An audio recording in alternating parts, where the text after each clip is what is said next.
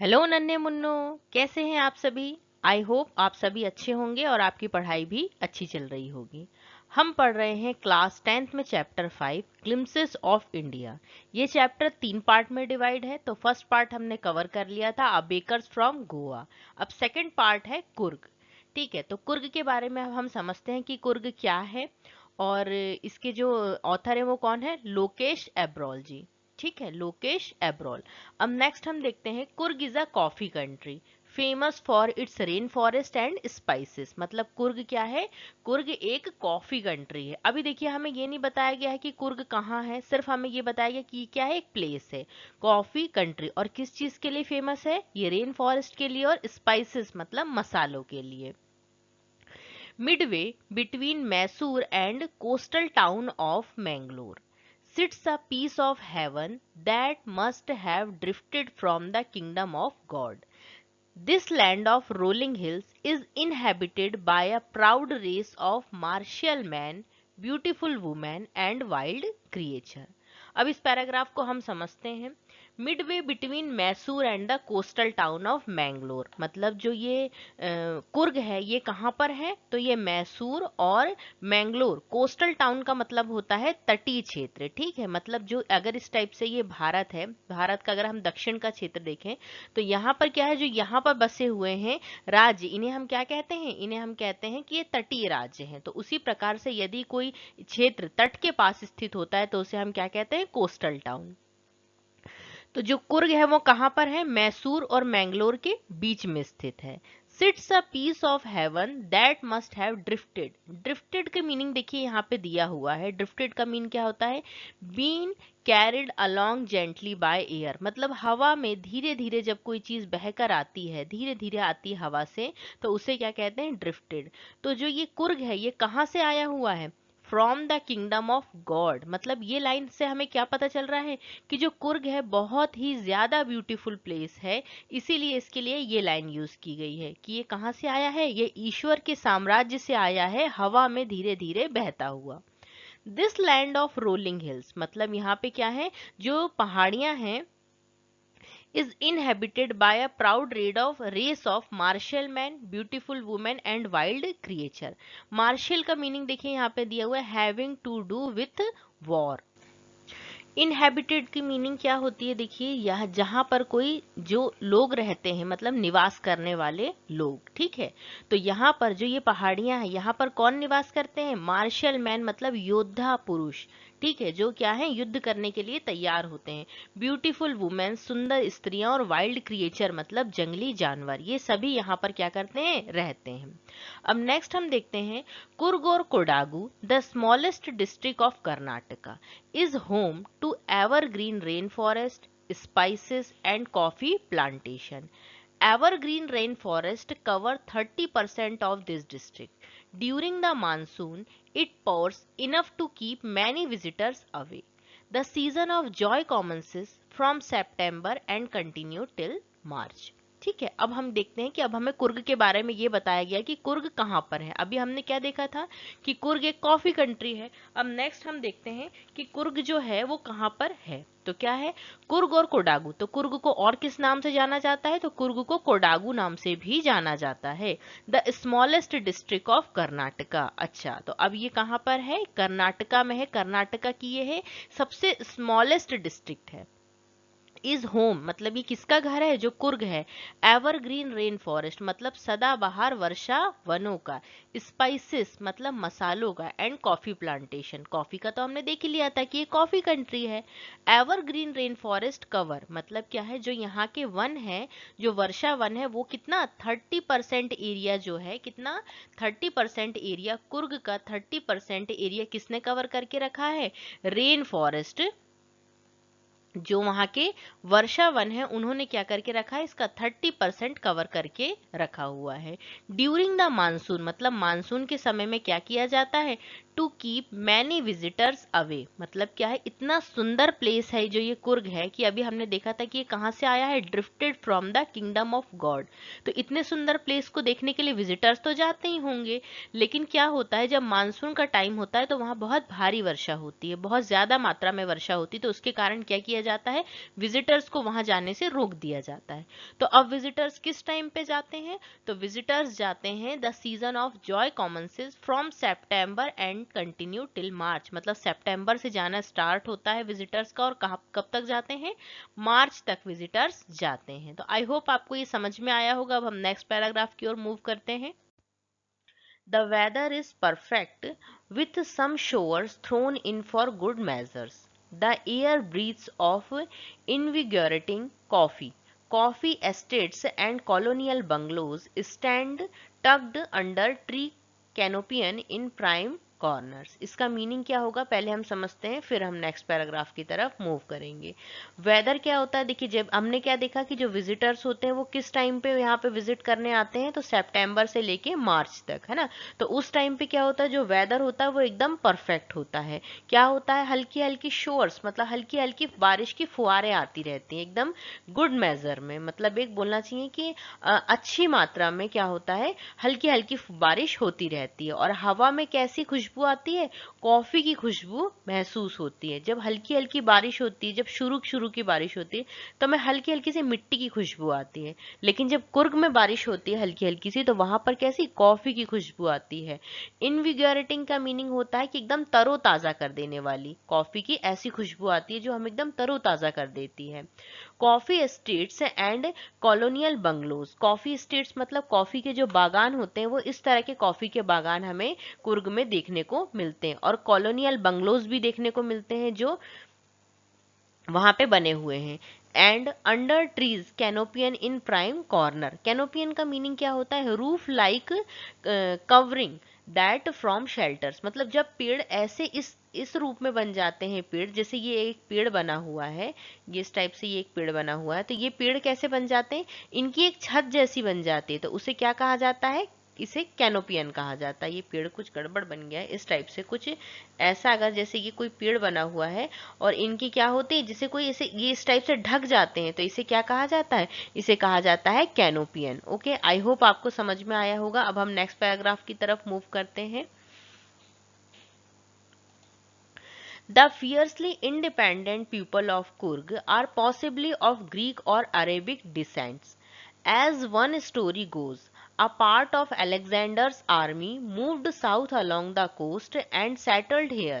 When return became impractical, these people married amongst the locals, and their culture is apparent in the martial traditions, marriage, and religious rites which are distinct from the Hindu mainstream.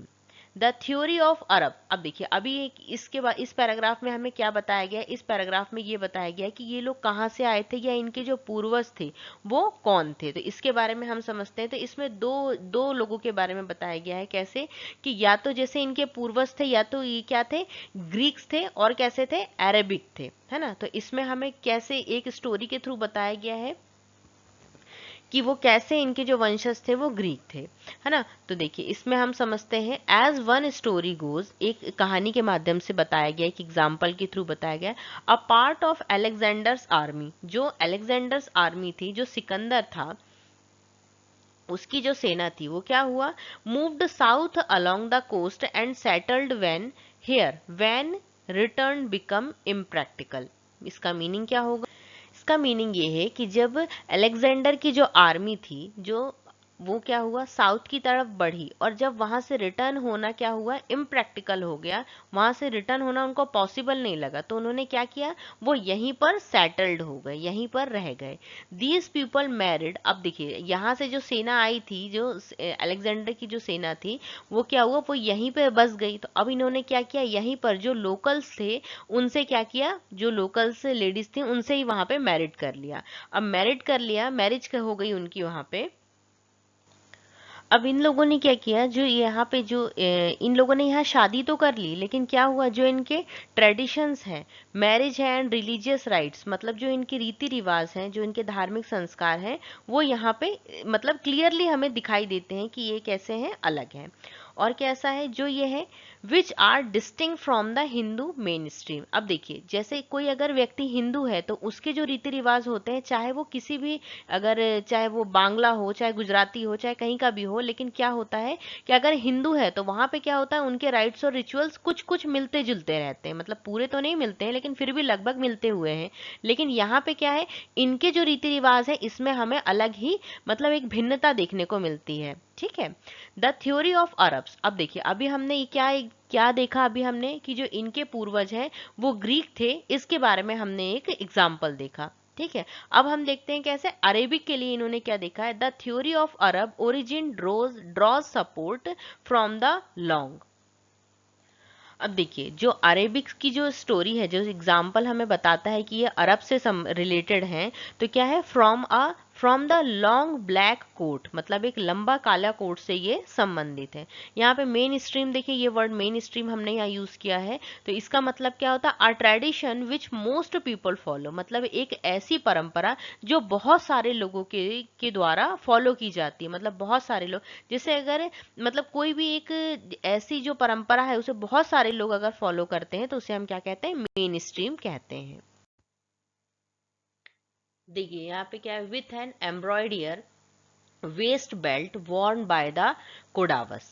इसमें देखिए क्या है, ये किस तरीके की dress पहनते थे, एक ब्लैक लॉन्ग कोट पहनते थे, जिसमें क्या था, एम्ब्रॉयडियर वेस्ट बेल्ट, मतलब कमर में कैसा था, एक कढ़ाईदार कमल का बेल्ट भी पहनते थे, जिसे क्या कहा जाता था, जिसे नोन एज कुपिया। इसे क्या कहा जाता था, इस ड्रेसअप को, इसे कहा जाता था, एक सेकेंड, इसे कहा जाता था कूपिया।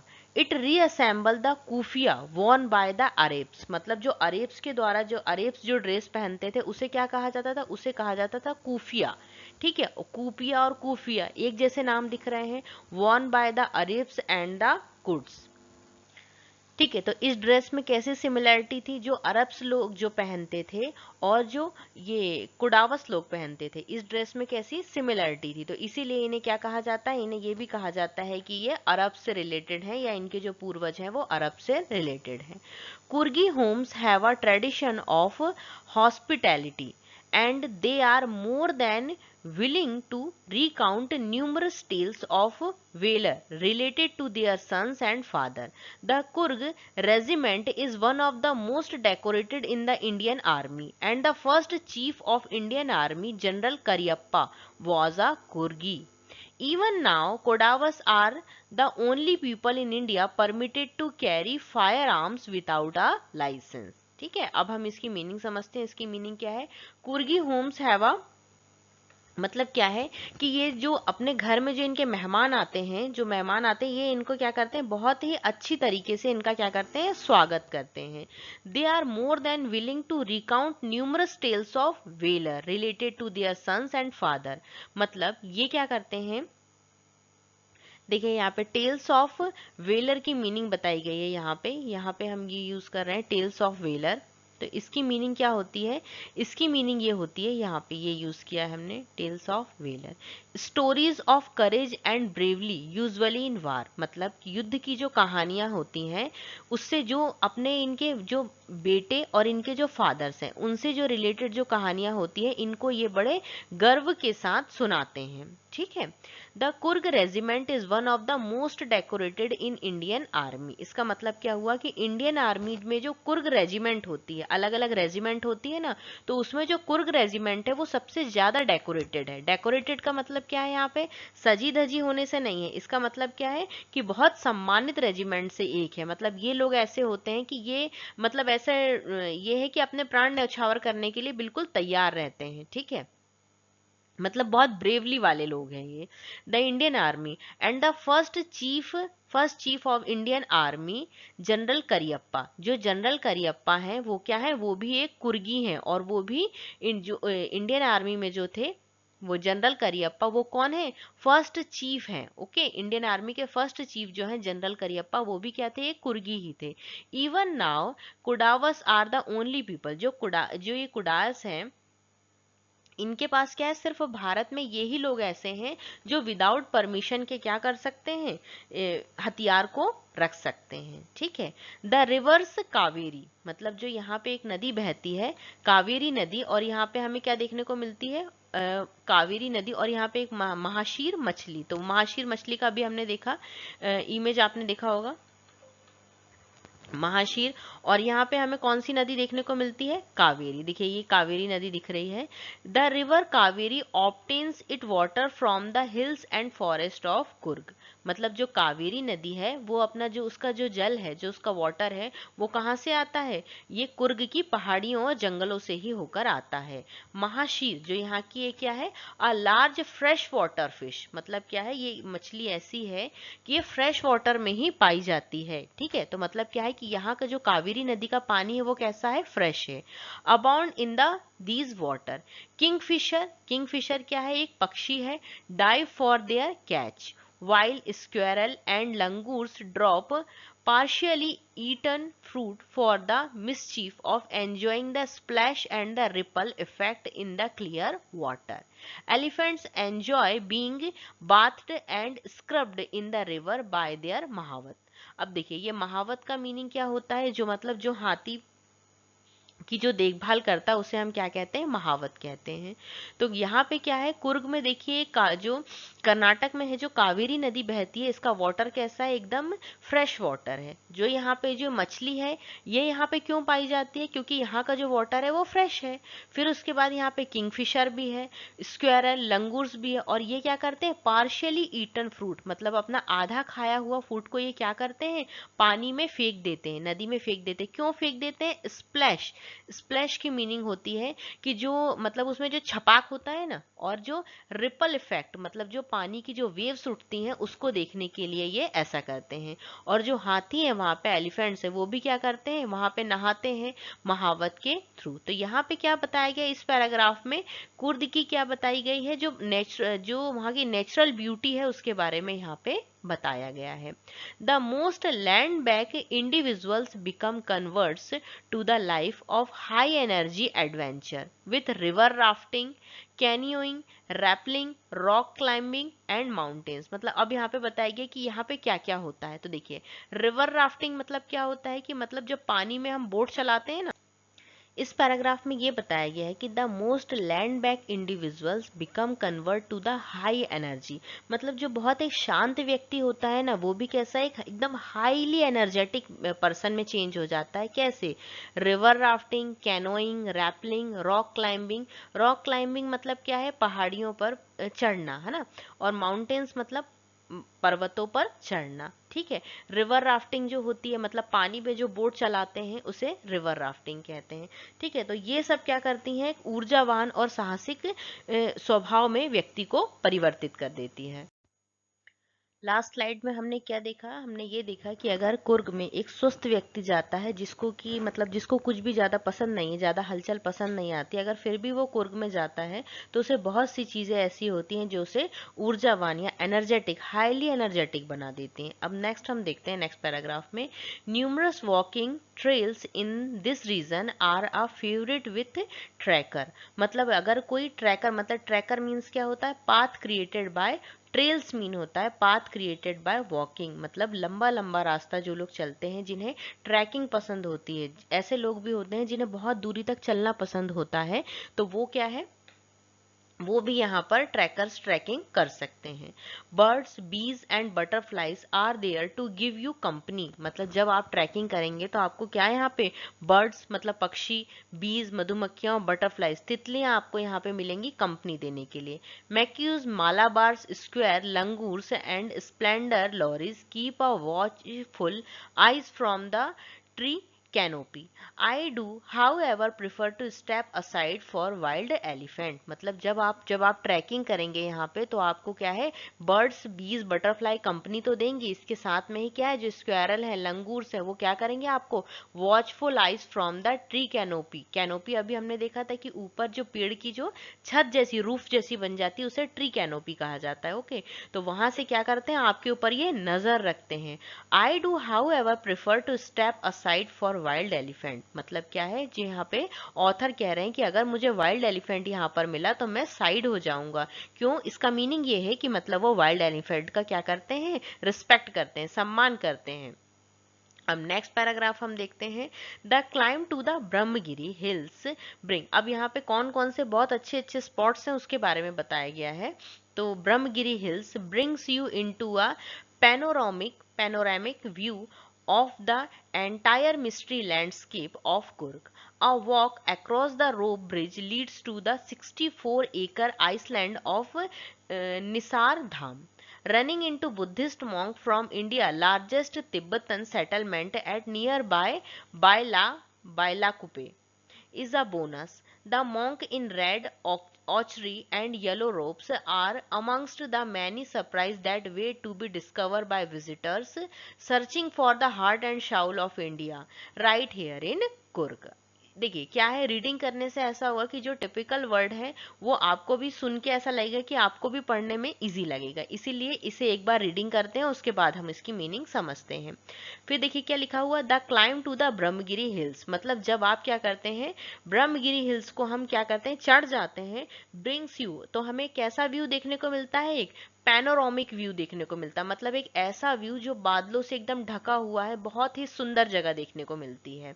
टू एंटायर मिसी landscape of Coorg, a walk across the rope, मतलब क्या है, एक रस्सी का ब्रिज जो है अगर हम उसे पार कर लेते हैं तो हमें क्या देखने को मिलता है, 64 एकड़ में फैला हुआ island Nisar Dham, Nisarga Dham. Okay, running into Buddhist monk from India largest Tibetan settlement, मतलब यहाँ पे क्या है, जब हम ट्रैकिंग करते हैं तो हमें ट्रैकिंग करते हुए क्या है, एक बुद्धिस्ट मॉन्क भी दिख सकते हैं। ठीक है, जब हमें ये बुद्धिस्ट मॉन्क दिखते हैं तो ये किसके जैसा है, इज अ बोनस, मतलब ये एक बोनस के जैसा है, क्योंकि हम एज्यूम नहीं करते हैं कि इस प्लेस में हमें क्या है, मॉन्क भी दिख सकते हैं। अब जो ये मॉन्क है ये कहाँ से है, तो ये तिब्बतन सेटलमेंट के टाइम पे क्या है, एट नियर बाय लैकुपी। ठीक है, फिर क्या है, अब जो ये मॉन्क है ये कैसी ड्रेस पहनते हैं, रेड ऑचरी, ऑचरी मीन्स ऑरेंज कलर का ही कोई कलर होता है, और येलो। ठीक है, yellow robes are amongst the many surprises, मतलब जैसे हमें ये मॉन्क दिखा तो वो भी क्या है, मॉन्क का दिखना भी एक सरप्राइज है, उसी तरह से बहुत सारे सरप्राइजेस क्या कर रहे हैं, वेट कर रहे हैं। किस चीज का वेट कर रहे हैं, डिस्कवर्ड का, मतलब कि कोई विजिटर्स आए और उन्हें खोजे, एक ऐसा विजिटर्स जो इंडिया के बारे में बहुत डीप में नॉलेज चाहता है। ठीक है, जो इंडिया के हार्ट और शाउल के बारे में जो जानना चाहता है, ऐसे बहुत सारे सरप्राइज उनके लिए वेट कर रहे हैं। तो आई होप आपको ये अच्छे से समझ में आया होगा। Next one is fact files, मतलब हाउ टू रीच। हमने कुर्ग के बारे में इतना पढ़ लिया, ये भी पढ़ लिया कि यह कहाँ कर्नाटका में है, लेकिन अगर हम कुर्ग जाना चाहते हैं, अगर आपका इतना इसकी सुंदरता देखकर अगर आपका कुर्ग जाने का मन करता है तो आप यहाँ कैसे जा सकते हैं, तो हम यहाँ पे क्या जा सकते हैं, Madikeri the district headquarter in the only gateway to Coorg, मतलब हमें सबसे पहले कहाँ जाना होगा, माडी केरी। ठीक है, जो क्या है, डिस्ट्रिक्ट का हेडक्वार्टर है। अगर आप एयर मतलब प्लेन से हेलीकॉप्टर से जाना चाहते हैं तो नियरेस्ट है एयरपोर्ट कौन सा है, मैंगलोर। ठीक है, 135 किलोमीटर एंड बैंगलोर, ये भी है, मैंगलोर भी है और बैंगलोर भी है। ठीक है, रेलवे के थ्रू भी आप जा सकते हैं, तो रेलवे के थ्रू है कहाँ पे आपको जाना होगा, तो मैसूर में। ठीक है, मैसूर जाना होगा। और रोड के थ्रू अगर हम जाते हैं तो हम कहाँ से जा सकते हैं, there are two routes to Coorg from Bangalore, मतलब कुर्ग के लिए बैंगलोर से दो रास्ते, both are almost the same distance, मतलब बैंगलोर से कुर्ग की दूरी कितनी है, 250 to 260 kilometre. The route via Mysore is the most frequented one, जो मैसूर के थ्रू जो रास्ता जाता है, एक मैसूर के थ्रू जाता है और द अदर रूट इज नीला मंगल। ठीक है, तो हम यहाँ से जा सकते हैं। तो इसमें यही बताया गया है कि हम मतलब जो कुर्ग है वहां तक कैसे पहुंच सकते हैं। अब हम स्टार्ट करते हैं जो कुर्ग चैप्टर हमने समझा है, पार्ट 2। चैप्टर 5 का पार्ट 2 कुर्ग। तो इसके बाद क्वेश्चन आंसर हम कंटिन्यू करते हैं। तो first question is where is Coorg, मतलब कुर्ग कहाँ पर है। तो हमने क्या देखा था कुर्ग के बारे में, कुर्ग कहाँ पर है, मैसूर और मैंगलोर की, कहाँ पर है, मैंगलोर के कोस्टल टाउन के पास है। तो इसका आंसर हम कैसे लिखेंगे, कुर्ग लाइज मिडवे, मतलब between Mysore and the coastal town of Mangalore, मतलब ये मैसूर और मैंगलोर के बीच पर स्थित है। और क्या है, बेंगलुरु से इसकी जो कितना दूर है ये, तो Bengaluru it is about 250 to 260 kilometre from Bengaluru, मतलब बेंगलुरु से ये 250 से 260 किलोमीटर की दूरी पर स्थित है। तो हमें क्वेश्चंस को क्या करना है, रटना नहीं है, पहले समझना है कि हमने चैप्टर में अच्छे से समझा कि कुर्ग कहाँ पर है। तो कुर्ग कहाँ पर है, मैसूर और मैंगलोर के बीच में स्थित है। नेक्स्ट क्वेश्चन हम देखते हैं।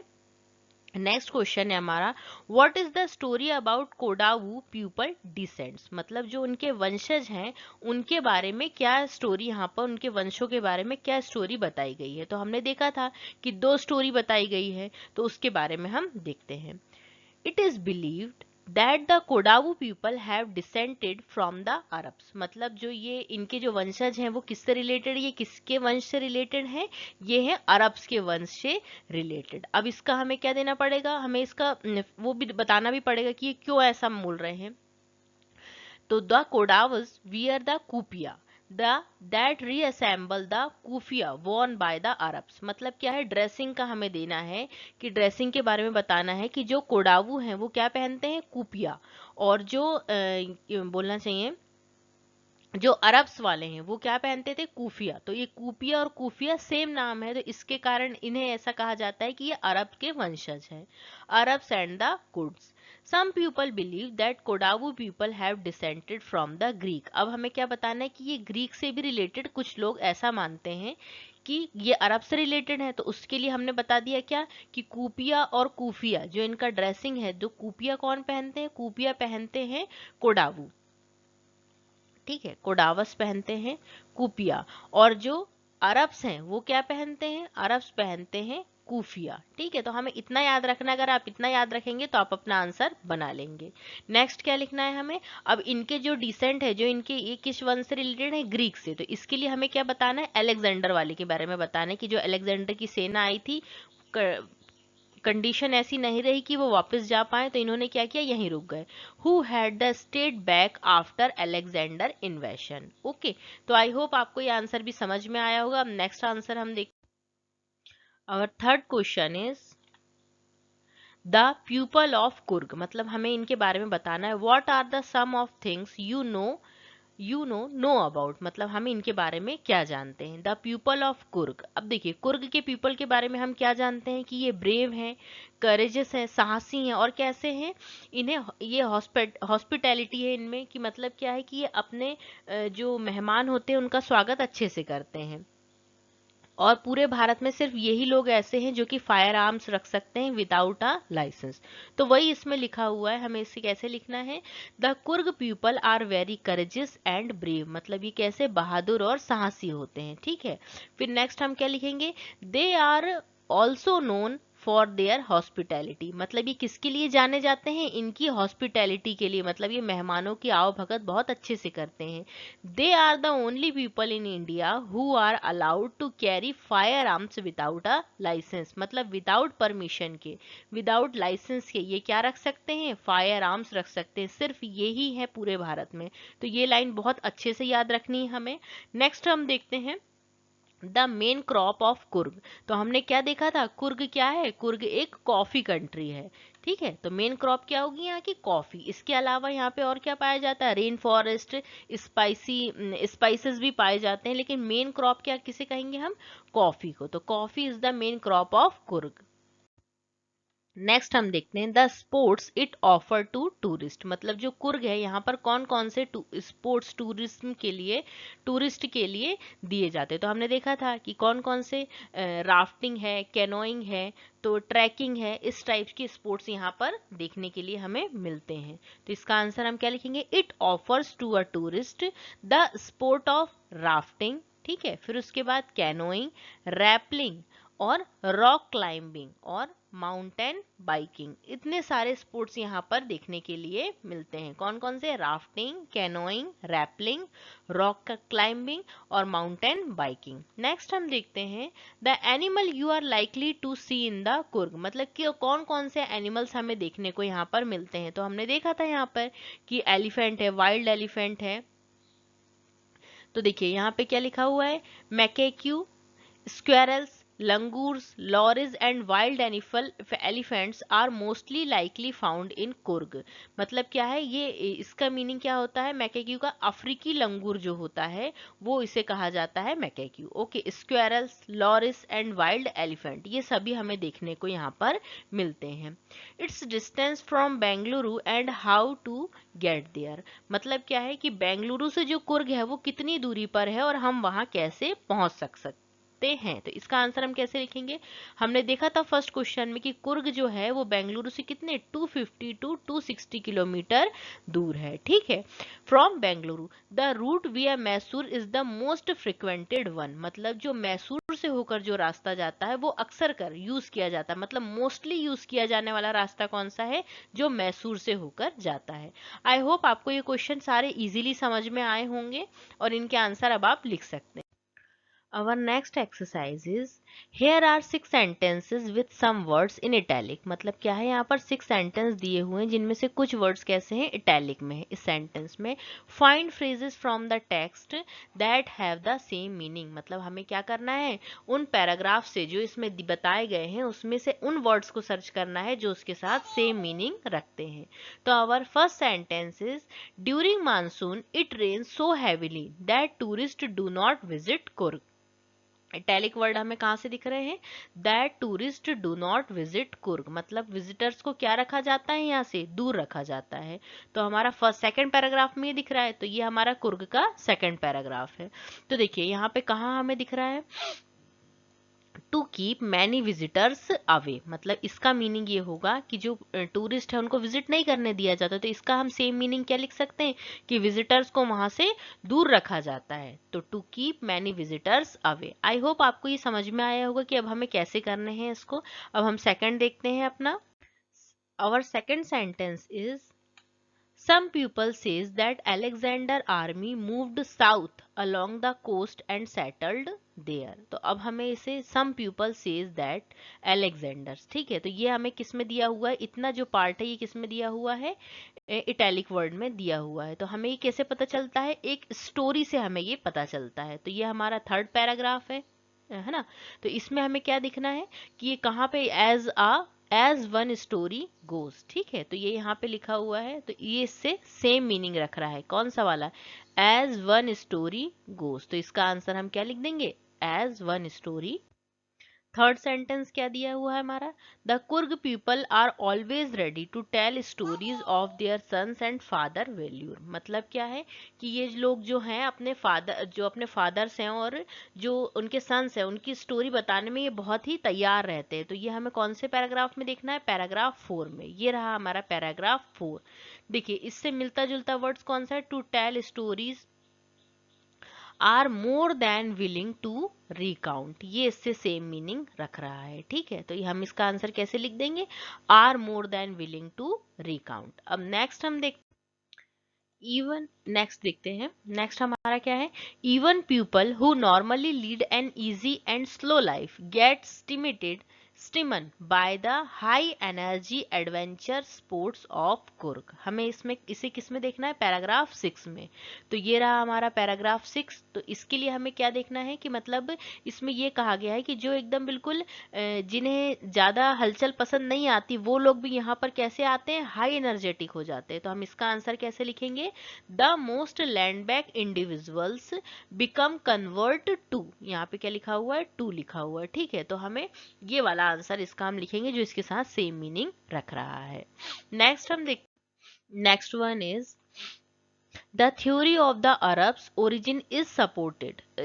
इटैलिक वर्ड कहाँ से स्टार्ट हो रहे हैं हमारे? यहाँ से, इज सपोर्टेड से। ठीक है, is supported by the long coat with long coat is supported by, ठीक है, इतना ही है। तो इसका हमें देखिए हमें क्या लिखना है इसमें? थर्ड पैराग्राफ में देखना है। तो क्या लिखना है हमें? इज सपोर्टेड बाय, तो इसके लिए हम क्या यूज कर सकते हैं, ड्रॉ सपोर्ट फ्रॉम। ठीक है, ये दिया हुआ है ड्रॉ सपोर्ट फ्रॉम, तो इसका आंसर हम ये लिख सकते हैं। नेक्स्ट एक सेंटेंस और बचा हुआ है, macaque Malabar squirrel observe you carefully. Observe you carefully ये किसमें है, ये इटैलिक वर्ड्स हमें यहाँ पे दिख रहे हैं, मतलब आपको क्या कर रहे हैं, ये ध्यान से देख रहे हैं। तो ये हमारा है पैराग्राफ 7। ठीक है, ये हमारा है पैराग्राफ 7 जो लिखा हुआ है। तो इसमें हम क्या लिख सकते हैं, इसका आंसर हम ऐसे लिख सकते हैं, कीप अ वॉचफुल आई। ठीक है, तो ये इसके साथ सेम मीनिंग रख रहा है, इसमें कुछ नहीं है, सिर्फ वर्ड्स हमें सर्च करके लिखने थे, कीप अ वॉचफुल आईज। अब नेक्स्ट एक्सरसाइज हम देखते हैं। देखिए अब हमें क्या बताया गया है यहाँ पर, अब हमें बताया गया यहाँ पे कॉलोकेशंस, ये क्या होते हैं तो उसके बारे में हम समझते हैं।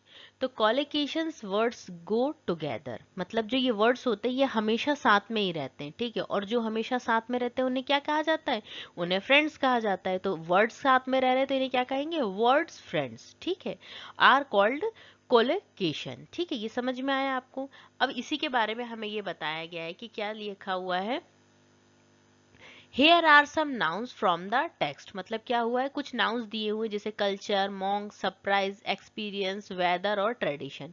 तो ये नाउन जो है वो यहाँ पर लिखे हुए हैं, और इसके साथ में क्या दिया हुआ है, work with a partner and discuss which of the noun are collocate with which of the adjective given below, मतलब जो ये नाउन्स दिए हुए हैं इनके साथ कौन सा एडजेक्टिव आ सकता है ये बताना है। फर्स्ट वाला इन्होंने करके बताया, जैसे कल्चर के साथ हम क्या ऐड कर सकते हैं, यूनिक कल्चर, एंशियंट कल्चर। ठीक है, तो इसके नेक्स्ट हम क्या लिख सकते हैं, मॉन्क के साथ हम क्या लिख सकते हैं, मॉन्क के साथ हम क्या ऐड कर सकते हैं, एंशियंट मॉन्क। ठीक है, एंशियंट मॉन्क।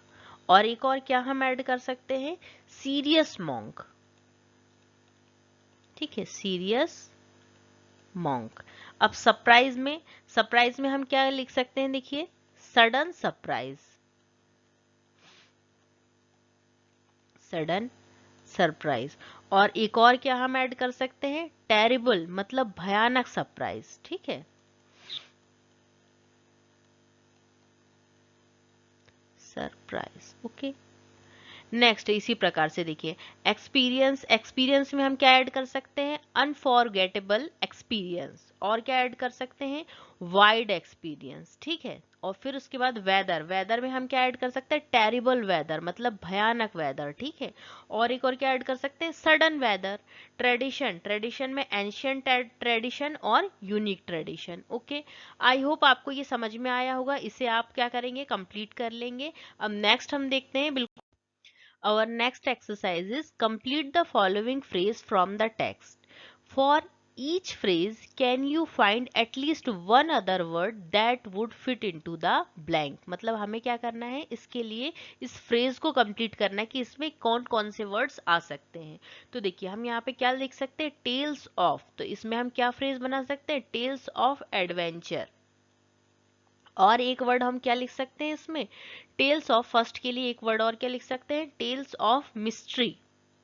ठीक है, कोस्टल के लिए हमने क्या देखा था, कोस्टल टाउन भी लिख सकते हैं हम। ठीक है, यहाँ पर और क्या लिख सकते हैं, कोस्टल एरियाज लिख सकते हैं। ठीक है, तो इस टाइप से हम और वर्ड्स भी ऐड कर सकते हैं। अ पीस ऑफ लैंड, ये तो हमने देखा ही था, अ पीस ऑफ लैंड। और इसके लिए हम क्या लिख सकते हैं, अ पीस ऑफ केक भी तो हो सकता है ना, केक का एक टुकड़ा। ठीक है, फिर उसके बाद एवरग्रीन के लिए हम क्या लिख सकते हैं, एवरग्रीन ट्रीज। और क्या लिख सकते हैं, एवरग्रीन प्लांट्स। ठीक है, प्लांटेशन, तो यहाँ हमने क्या देखा था, कॉफी प्लांटेशन। ओके, और क्या लिख सकते हैं हम, टी प्लांटेशन भी तो लिख सकते हैं। नेक्स्ट क्या है हमारा, ब्रिज, तो ब्रिज में हम क्या लिख सकते हैं, ब्रिज में हम लिख सकते हैं सस्पेंशन ब्रिज। ओके, और एक और हम क्या लिख सकते हैं, रेलवे ब्रिज। ठीक है, रेलवे ब्रिज। वाइल्ड के साथ हम क्या फ्रेज यूज कर सकते हैं, वाइल्ड एनिमल। और क्या लिख सकते हैं, वाइल्ड फ्लावर्स। ठीक है, तो आई होप आपको ये सारी एक्सरसाइज समझ में आई होंगी। कुर्ग वाला जो पूरा पार्ट था, सेकंड पार्ट, वो हमने कंप्लीट किया है। आई होप आपको ये अच्छे से समझ में आया होगा, और सारी एक्सरसाइज और क्वेश्चन आंसर्स भी हमने सॉल्व किए इसमें। इस वीडियो में हमने हमारे चैप्टर 5 के पार्ट 2 कुर्ग को विद क्वेश्चन आंसर कंप्लीट किया। वीडियो पसंद आया हो तो वीडियो को लाइक करें, शेयर करें, चैनल को सब्सक्राइब करें। हंसते रहें, मुस्कुराते रहें। जय हिंद, जय भारत।